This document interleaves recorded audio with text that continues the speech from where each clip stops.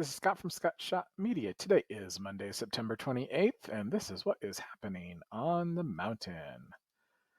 Quick overview of what happened over the weekend, what you can look forward to today.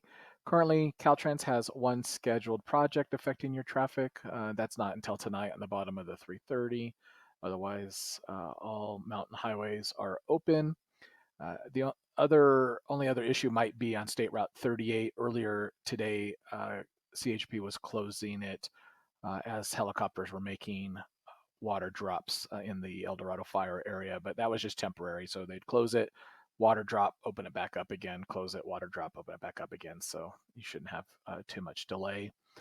The Eldorado, we have a red flag warning, in case you didn't know. Red flag warning until 5 o'clock tonight on the mountaintop. And then that red flag warning extends in our canyons and in the valley down below until 5 o'clock tomorrow.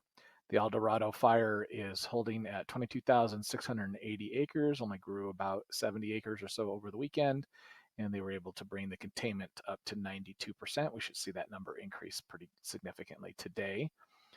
10 crimes were reported over the weekend across the mountaintop.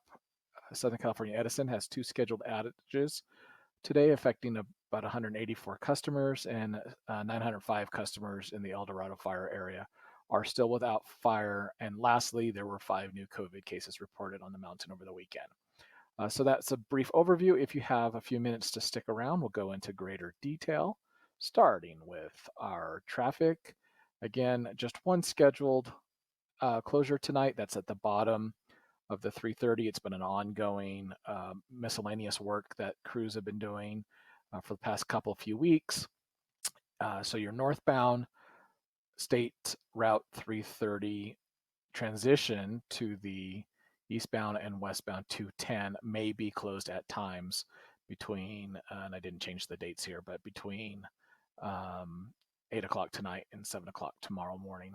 And then the only other reported issue currently on the mountaintop is down here near Forest Falls. Helicopters are putting out some hot spots. You might see a little smoke coming up today from the Eldorado Fire. So that fire is burning. That hot spot is pretty close to the highway. So CHP will close the highway temporarily as that helicopter is making a water drop. But otherwise, you have no restrictions or hazards today. Weather, the hot topic is our red flag warning until about 5 o'clock tonight. We have a very mild Santa Ana wind event currently underway, and not really affecting the mountaintop as much as it is the canyons and valleys area. There have been some of the mountaintop peaks lower than us, like Marshall Peak, for example, this morning had a gust of 50 miles an hour.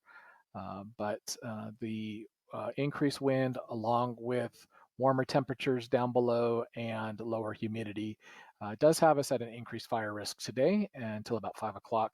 And the rest of the week after this system sort of fizzles out, we are expecting clear skies, some light breezes, and warm early fall temperatures, upper 70s to the low 80s. Currently, the mountaintop, we are in a red flag warning until 5 o'clock today, and then that warning extends through 5 o'clock tomorrow down in our canyons and in the valley. Right now, winds are relatively calm. We're only seeing gusts of about 10 to 12 miles an hour. Expected about the maximum gust this evening, about 14 miles an hour on the mountaintop, and then that should become a little more steady tomorrow, 6, 7, 8 miles an hour. It is still an offshore flow, so it is drier breezes coming over the desert, so we'll still have lower relative humidity, but that is expected to and remain the same for the rest of the week. So today we are under a marginal risk because of the Santa Ana wind conditions, marginal risk of fire threat. And that's, again, expected just to last until 5 o'clock today. And you can see here we had a 50 mile an hour gust at 9 a.m. at Marshall Peak. Also, Heaps Peak had a 23 mile an hour gust, and Waterman Canyon and Rim of the World. Those are two Edison cameras and weather stations recorded 23-mile-an-hour peak winds this morning between the 5,000 and 5,500 foot elevation. So we'll keep you updated. Fortunately, there have been no fires reported, even down below, as a result of the Santa Ana wind condition. There was a small fire alongside the freeway at 2:30 this morning, but nothing to be concerned about. We are still in elevated risk, a moderate risk of new fire development this week and for fire rate spread if a fire was to develop, but that's pretty average for this time of year. And our extended forecast through the end of year still remains elevated or above average, and the forest floor is still under extreme fire danger. The forest is still closed, and we expect to get an update early this week from the Forest Service as to whether or not the forest will reopen to forest activities. But for the time being, we're under extreme fire danger, and so the closures and restrictions that go along with that will remain in effect. This is a picture from just a little while ago. Only a little smoke coming up from the Eldorado today. We remain at 22,680 acres and 92% containment. As far as crimes goes, we had 10 crimes reported across the mountain this weekend. A person under the influence was arrested over there in Twin Peaks, not too far away. Another arrest made for miscellaneous narcotics over there at the fire lookout. We had an assault in Lake Arrowhead and two different robberies/burglaries. One was a residential burglary in the villas, and one was a bicycle stolen in the villas.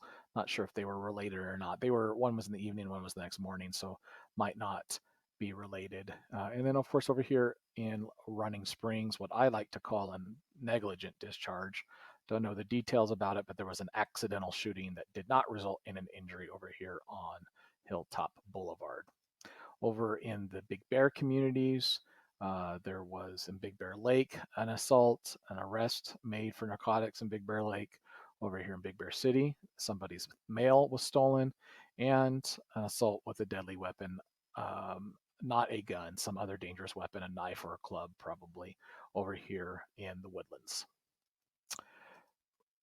Currently, Southern California Edison has 2 scheduled maintenance outages, and I did not post what they were.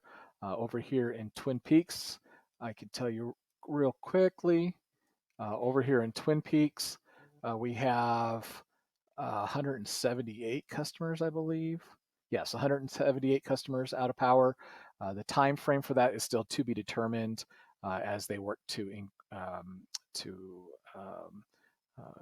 replace power poles. Over here in Lake Arrowhead, it's a much smaller outage, only 6 residents are out of power due to equipment upgrades.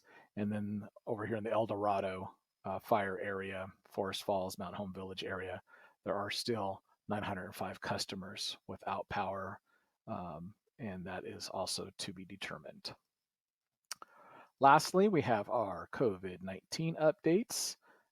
We are over here on positive rates, so that's the people who are getting tested, and which everybody should periodically be getting tested.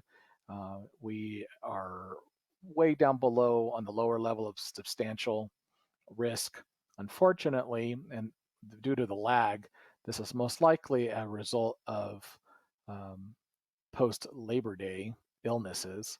We are still on about leveling off the last 2 days, but we were on an uptick last week of new cases being reported after having a week worth of fewer cases being reported, putting us in the substantial risk zone. As a reminder, both of these numbers have to remain in the substantial risk zone for 14 consecutive days before the county will start releasing or reducing some of the restrictions for COVID-19 protocols.